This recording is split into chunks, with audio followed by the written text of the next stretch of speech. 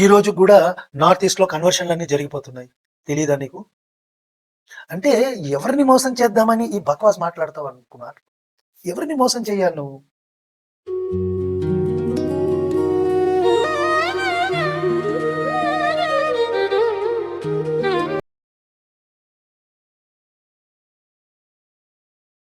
ప్రేక్షకులకు నమస్తే. సనాతన ధర్మం అనేది ఎప్పటికీ ఉంటుంది. దాన్ని ఎవరూ నిర్మూలించలేరు. అలా అని నేను కాకుండా ఒక కమ్యూనిస్ట్ అన్నాడు అనుకోండి, లేదంటే ఒక కాంగ్రెస్ పర్సన్ అన్నాడు అనుకోండి, ఎలా ఉంటుంది? సో మీరు అడగొచ్చు, అసలు కాంగ్రెస్ వాళ్ళకి హిందువుల గురించి ఎందుకండి? అసలు కమ్యూనిస్టులకి హిందువుల గురించి ఎందుకండి? అంటే వాళ్ళకి కావాలండి. ఎందుకంటే హిందువులను తప్పుదారి పట్టించాలి కదా. హిందువులను తప్పుదారి పట్టించాలంటే హిందూయిజం గురించి మాట్లాడాలి, దాన్ని తక్కువ చేయాలి, ఏ ప్రాబ్లం లేదు అన్నట్టు ఒక వైట్ వాషింగ్ వేయాలి. అలా ఇస్తేనే వీళ్ళ పన్నాగం అనేది నడుస్తుంది. సో ఈరోజు మనం ఈ వీడియోలో ఉండవల్లి అరుణ్ కుమార్ అనే ఒక కాంగ్రెస్ లీడర్ గురించి మాట్లాడదాం. ఈ కాంగ్రెస్ లీడర్ ఇప్పటోడు కాదు, చాలా పాతోడు. పోతే ఈమెని ఇంటర్వ్యూ చేసేది ఒక కమ్యూనిస్టు. ఆమె పేరు వచ్చి తులసి చంద్. సో వీళ్ళు ఏం మాట్లాడుకున్నారు మనం విందాం, దీనికి కౌంటర్ కూడా ఇచ్చుకుందాం. సో ముందుగా తులసి చందు మాట్లాడుతుంది, ప్రశ్న అడుగుతుంది. ఈమె ఏ ప్రశ్న అడిగిందో ఒకసారి విందాం. సనాతని హిందూ అని చెప్పి పెట్టుకోవడానికి కూడా మనం చూస్తుంటాం. ఈ ట్రెండ్ గతంలో ఎప్పుడు లేనిది. ఏది సనాతన ధర్మం, ఏది? సో ఇంతకు ముందు ఈ ట్రెండ్ లేదంట. శివాజీ మహారాజ్ దేని గురించి కష్టపడ్డాడు? హైందవి స్వరాజ్ అన్నాడు. అనేక మంది ఎవరైతే రాజులు ఉండేవాళ్ళు, శ్రీకృష్ణ దేవరాయలు కావచ్చు, చోళులు కావచ్చు, కింద కాకతీయులు కావచ్చు, వాళ్ళు గుళ్ళు కట్టారుగా. వాళ్ళు సనాతన ధర్మం గురించి మాట్లాడలేదా? వీళ్ళు మాట్లాడుతుంటే అసలు వీళ్ళు బేసిక్ హిస్టరీ కూడా చదువుతారో లేదో నాకు తెలియదండి. సమ్టైమ్స్ నేను కన్ఫ్యూజ్ అయిపోతా. వీళ్ళు బేసిక్స్ కూడా చదవకుండా జస్ట్ అట్లా వాగేస్తారా? అంటే నాకు తెలిసి కమ్యూనిజం అనేది వంట పడితే వీళ్ళు కూడా గొర్రెల్లాగా తయారవుతారు. వీళ్ళకి ఏమీ అర్థం కాదు కాబట్టి వీళ్ళు మాట్లాడేసరికి నిజమేనేమో, అవునేమో అనుకుంటారేమో. అంటే సేమ్ గొర్రెల్లాగా ఉంటారు కమ్యూనిస్టులు కూడా. ఇది కాదు, మీరు పాటించే సనాతన ధర్మం అంటే ఏంటి? సో ఒక కమ్యూనిస్టు ఒక కాంగ్రెస్ ఆయనని అడుగుతుంది, సనాతన ధర్మం ఏంటి, మీరు పాటించే సనాతన ధర్మం ఏంటి? నాకు తెలిసి సనాతన ధర్మం అంటే ఒకటే, అదే సనాతన ధర్మం. దానికి నువ్వు పాటించేది వేరు, నేను పాటించేది వేరు ఉండదు. బహుశా కాంగ్రెస్ వాళ్ళు వేరే సనాతన ధర్మాన్ని పాటిస్తారేమో, కమ్యూనిస్టుల దృష్టిలో సనాతన ధర్మం అంటే వేరేమేమో, వాళ్ళకి అట్లా ఉంటాయేమో. కానీ నాకు తెలిసినంత వరకు మనకు అలాంటివి ఏం ఉండవండి. మన దృష్టిలో సనాతన ధర్మం అంటే ఒకటే. ఆ ఒకటే అయిన సనాతన ధర్మాన్ని పాటిస్తాం. దాని అర్థము, దాని తత్వము, దాని పద్ధతి అంతా ఒకటేలాగుంటుంది. పోతే వీళ్ళు దాన్ని మాడిఫై చేసి ఒక కొత్త ధర్మాన్ని క్రియేట్ చేశారు. అది కూడా వీళ్ళు మాట్లాడే మాటల్ని మీరు వింటే మీకే అర్థమైపోతుంది వాళ్ళ రియల్ టార్గెట్ ఏంటి అనేది. సనాతనము అంటే ఆద్యంతాలు లేనిది. మన ధర్మం ఎప్పుడు పుట్టిందో మనకు తెలియదు. ఇక్కడ వరకు కరెక్టే. సనాతన ధర్మం ఆద్యంతము లేనిది, ఎప్పుడు పుట్టిందో తెలియదు. కానీ మన అన్నాడు కదా, ఇక్కడ ప్రాబ్లం వస్తుంది. ఎందుకంటే ఈ రోజు ఎవరైతే కాంగ్రెస్ పార్టీలో ఉన్నారో ఎవరు కూడా సనాతన ధర్మం వర్ధిల్లాలని, గుళ్ళు బాగుండాలని, హిందువులు బాగుండాలని కోరుకోరు. మీరు అడగొచ్చు, ఎందుకంటే వాళ్ళు హిందువులే కదా అంటే హైకమాండ్ ఉంది అక్కడ. హైకమాండ్ ఏం చెప్తే అదే చేయాలి వీళ్ళు. అంతకొక మిల్లీమీటర్ అటు ఇటు వెళ్ళినా వీళ్ళ పదవులు పోతాయి. సో వీళ్ళు హైకమాండ్ చెప్పినట్టే వినాల్సి వస్తుంది. ఇంకా వేరేదేది వినడానికి అవకాశం లేదు అక్కడ. అర్థమవుతుందండి? అది మాట. ఈ ధర్మం చచ్చిపోతుంది అని ఎప్పుడైతే అన్నారో వాళ్ళు సనాతనం కాదు. సో సనాతన ధర్మం చచ్చిపోతుంది అని ఎవరైనా అంటే వాళ్ళు హిందువులు కాదంట. సనాతన ధర్మం నశిస్తుంది అని మనం ఏం చెప్తున్నాము? కలియుగంలో ఇలా జరుగుతుంది, అది రూల్. అది సనాతన ధర్మం కలియుగంలో తగ్గుతుంది, క్రమంగా క్షీణిస్తుంది. అది కొత్త విషయం ఏం కాదే. ఇంకోటి, హిందువులు ఎవరైతే ఉన్నారో వాళ్ళు మత మార్పిడి చేయబడుతున్నారు అని మనం ఇప్పటి నుంచి చెప్పట్లా, గత 1000 సంవత్సరాల నుంచి చెప్తున్నాం. ఎందుకంటే ఈ తురుష్కులు కానీ, ఈ పోర్చుగీసు, బ్రిటిష్ వాళ్ళు వీళ్ళంతా మత మార్పిడి చేయలే. మిషనరీస్ ఏం చేస్తున్నాయి ఇప్పటికీ కూడా. సో మరి అవన్నీ చూడడానికి ఈ ఉండవల్లి అరుణ్ కుమార్ అన్నట్టు రెడీగా లేడు. చుట్టూ మంట కాలుతుంది, మధ్యలో కూర్చున్నాడు. చుట్టూన్న మంటను చూడడానికి నేను ఇష్టపడట్లా. ఇన్ఫాక్ట్ నాకు మంటనే కనిపించట్లా. ఎందుకు కనిపించట్లేదంటే దానికి ఒక రీజన్ ఉంది. ఈయనకు కనిపిస్తే చెప్పాల్సి వస్తుంది. ఈయన చెప్తే ఆ పార్టీలో ఉండడు. సో ఈయనది ఏంటంటే మసిబోసి మారేడికాయ చెయ్యాలి. అంటే చుట్టూ మత మార్పిడులు జరుగుతున్నా, హిందువుల మీద దాడులు జరుగుతున్నా, పూర్వకాలం నుంచి ఈ తురుష్కులు వీళ్ళంతా గుళ్ళు కూలగొడుతున్నా, లవ్ జిహాద్లు జరుగుతున్నా అవన్నీ చూడనట్టే మాట్లాడాలి. అప్పుడే ఈయన పదవి ఉంటుంది. కాబట్టి ఈయన దృష్టిలో సనాతన ధర్మం వేరు, సాధారణంగా హిందువులు మీరు నేను మన దృష్టిలో సనాతన ధర్మం వేరు. ఈ రెండిటికి పోలిక లేదు. అర్థమైందా ప్రేక్షకులు? ఇది తేడా. కానీ ఆ మాట ఈయన చెప్పడు. చెబితే ఈయన పదైపోతుంది. ఫియర్ క్రియేట్ చేస్తున్నారు. మొత్తం అందరూ ముస్లింలు అయిపోతారు, ఈ దేశం ముస్లిం క్రైస్తవ దేశం అయిపోతుంది, మనం ఇంకొండదు, ఇదే ఆఖరి దీపావళి, ఇదే ఆఖరి బలి. యూట్యూబ్ వచ్చిన తర్వాత బాగా సెపరేట్ చేసి పెద్ద పెద్ద వాళ్ళు ఎక్కువగా అంటే బాగా చదువుకున్న వాళ్ళు సో యూట్యూబ్ వచ్చిన తర్వాత ఇది ఎక్కువైందంట. మరి శివాజీ కాలంలో యూట్యూబ్లు ఉన్నాయా? శివాజీ కూడా హైందవ స్వరాజ్నే కోరుకున్నాడుగా. తురుష్కులు మన గుళ్ళని కూలగొట్టినప్పుడు అహల్యాబాయి హోల్కర్ అన్నట్టు ఆమె మళ్ళీ తిరిగి గుళ్ళని కట్టించింది కదా. ఒక సందర్భంలో తురుష్కులు వచ్చి ఈ ఔరంగజేబ్ ముఖ్యంగా ఒక గుడిలో ఆవుని తీసుకొచ్చి కోశాడు. శివాజీకి చాలా కోపం వచ్చింది. వచ్చి ఒక పందిని తీసుకొచ్చి వాళ్ళ మసీద్లో కోశాడు. అంటే అప్పుడు యూట్యూబ్ ఉందా? మరి ఉండవల్లి అరుణ్ కుమార్, అప్పుడు యూట్యూబ్ ఉందా?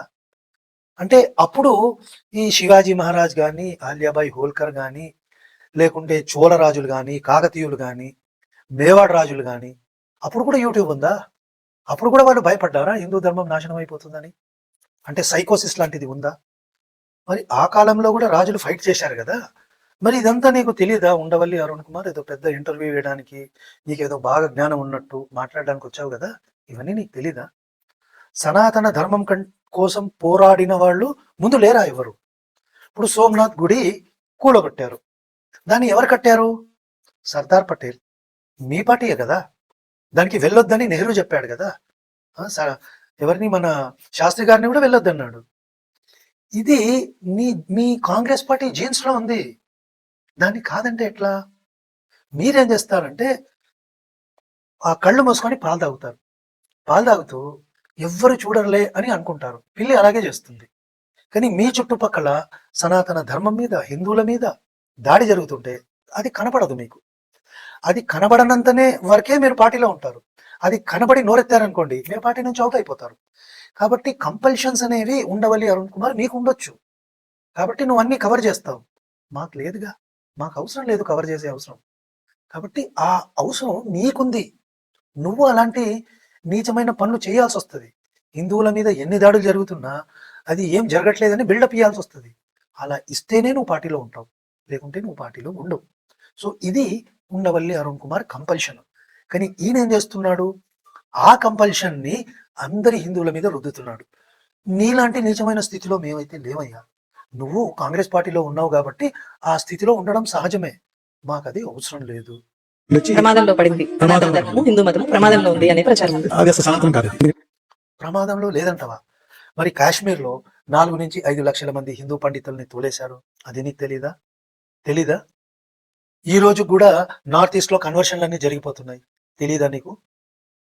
అంటే ఎవరిని మోసం చేద్దామని ఈ బక్వాస్ మాట్లాడతావు అరుణ్ కుమార్? ఎవరిని మోసం చేయాలి నువ్వు? అక్కడ ఉన్న అమాయకులైన ప్రేక్షకుల ఈ తులసి చందు నేను పట్టుకొచ్చింది. నాకు ఇంటర్వ్యూ ఇవ్వమను, నేను చెప్తాను నిజాలు. ఎన్ని మత మార్పిడులు జరుగుతున్నాయి భారతదేశం మీద, ఎన్ని మోసాలు జరుగుతున్నాయి. మీ కమ్యూనిస్టులు, కాంగ్రెస్ వాళ్ళు చట్టాపట్టాలు వేసుకొని చరిత్రను మొత్తం మార్చేశారు. ఇప్పుడు నాటకాలు ఆడతారు. ఏం జరగట్లే. ఏం జరగందే కాశ్మీర్లో డెమోగ్రఫీ మారిపోయిందా? నార్త్ ఈస్ట్ ఇండియాలో డెమోగ్రఫీ మారిపోయిందా? ఈ డెమోగ్రఫీ ఎట్లా మారిపోయింది ఏమి జరగనప్పుడు? సో ప్రేక్షకులు గుర్తించండి, మిమ్మల్ని అమాయకుల్ని చేయడానికి, మీ దగ్గర నిజం దాచడానికి ఏమీ జరగట్లేదు అంటారు. ఏమీ జరగనప్పుడు శివాజీ మహారాజు నుంచి, మేవార్ రాజుల నుంచి ఎందుకు ఫైట్ చేస్తారు? సనాతన ధర్మం కోసం, దేశం కోసం. ఇది వీళ్ళ కుట్ర.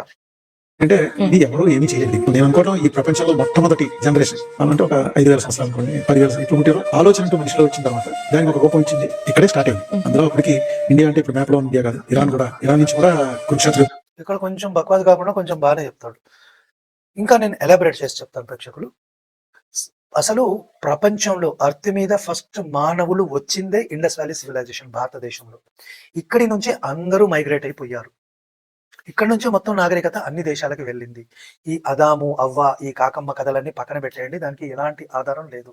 ఇదంతా బక్వాస్, టోటల్ బక్వాస్ అండి. దీనికి ఎలాంటి ఆధారం లేదు. సో ఇండియా నుంచే మనుషులంతా వెళ్ళారు. సో ప్రపంచంలో ఉన్న ఏ మనిషి అయినా కూడా అతడు భారతీయుడే. ఇది రాసి పెట్టుకోండి మీరు. దౌకు రావటం అనేది జరిగే స్థాన్ అనే పేరున్న పాకిస్తాన్ తో సహా ఏ దేశమైనా సరే మనలో భాగమే. ఎందుకంటే స్థాన్ అనేది సంస్కృతం. కజకిస్తాన్, ఉజ్బెకిస్తాన్ రకరకాల స్థాన్ అని ఉన్నటువంటి మనంతా ఒకప్పుడు ఈయన ఇది చెప్తాడు కానీ ఇదంతా బక్వాస్ అండి. స్థాన్ అంటాడు కానీ దానికి నాకు తెలిసి మెయిన్ గ్రంథాలలోనైతే ఎక్కడ ఆధారం లేదు. ఒకటే మనం గుర్తుపెట్టుకోవాల్సింది ఏంటంటే మనం ఫైట్ చేయకుంటే మత మార్పిడి జరుగుతూనే ఉంటాయి. డెమోగ్రఫీ మారుతూ ఉంటుంది. ఎక్కడెక్కడైతే డెమోగ్రఫీ మారిందో అక్కడ హిందువులు పారిపోయారు. ప్రత్యక్షమైన ఉదాహరణ పాకిస్తాన్ తీసుకోండి, ఆఫ్ఘనిస్తాన్ తీసుకోండి. ఆఫ్ఘనిస్తాన్లో బుద్ధిజము, ఆఫ్ఘనిస్తానే కాదండి అలెగ్జాండ్రియా వరకు ఉండేది బుద్ధిజం, సనాతన ధర్మం. తర్వాత అది క్రమక్రమేణా ఈ ఇస్లాం రాగానే మొత్తం నశించిపోయింది. ఆఫ్ఘనిస్తాన్లో ఎంతమంది ఉంటారు హిందువులు, సిక్కులు? లేరు. పాకిస్తాన్లో చూడండి ఎంతో 10 to 15% ఉండే 1%, 2% వచ్చింది. బంగ్లాదేశ్లో పక్కన చూసుకోండి ఎంతమంది మిగిలారు. టిబెట్లో బుద్ధిజం ఉండేది, అది కూడా క్రమంగా నాశనం అయిపోయింది. సో ఏమీ జరగట్లేదు అని కళ్ళు మూసుకొని కూర్చుంటే మనం గుడ్డోళ్ళం అవుతాం. ఆ గుడ్డోళ్లలో ఈ అరుణ్ కుమార్ గారు ఒకరు. చుట్టూ జరుగుతున్నది ఏమీ కనపడదు. కనపడదని కాదండి, వీళ్ళకి అన్నీ తెలుసు. పోతే కాంగ్రెస్ పార్టీలో ఉండి ఇలాంటి మాటలు మాట్లాడితే పెద్దోళ్ళు ఆహా అని ఒక ఏదో పదవి ఇస్తారు వీళ్ళకి, ఏదో ఒక రాజ్యసభ సీటు, ఏదో ఒక సీట్ ఇస్తారు, అదనమాట. సో ఆ కంపల్షన్ కోసం ఈ బక్వాస్ మాటలన్నీ వీళ్ళు మాట్లాడాల్సి వస్తుంది. ఇది మాట్లాడుకుంటే సీట్లు రావు, పదవులు రావు, డబ్బులు కూడా రావు. సో సనాతన ధర్మాన్ని నాశనం చేయడానికి ఈ మాటలన్నీ వీళ్ళు మాట్లాడతారు. ఎందుకు? పదవి కోసం ధర్మాన్నే తాకట్టు పెట్టే ఇలాంటి వాళ్ళు ఉండబట్టే మన సనాతన ధర్మానికి ఇలాంటి పరిస్థితి వచ్చింది. సో మనం ఓపెన్గా ఉన్నది ఉన్నట్టు చెప్తేనే మన ధర్మం నిలబడుతుంది. ఆ ధర్మం కోసం మనం ఫైట్ కూడా చేయాలి ప్రేక్షకులు. సో ఈ వీడియో గురించి మీరేమంటారు? కామెంట్ రూపంలో చెప్పండి. వీడియో నచ్చితే లైక్ చేయండి, 10 మందికి షేర్ చేయండి. మరో మంచి వీడియోతో మళ్ళీ కలుద్దాం.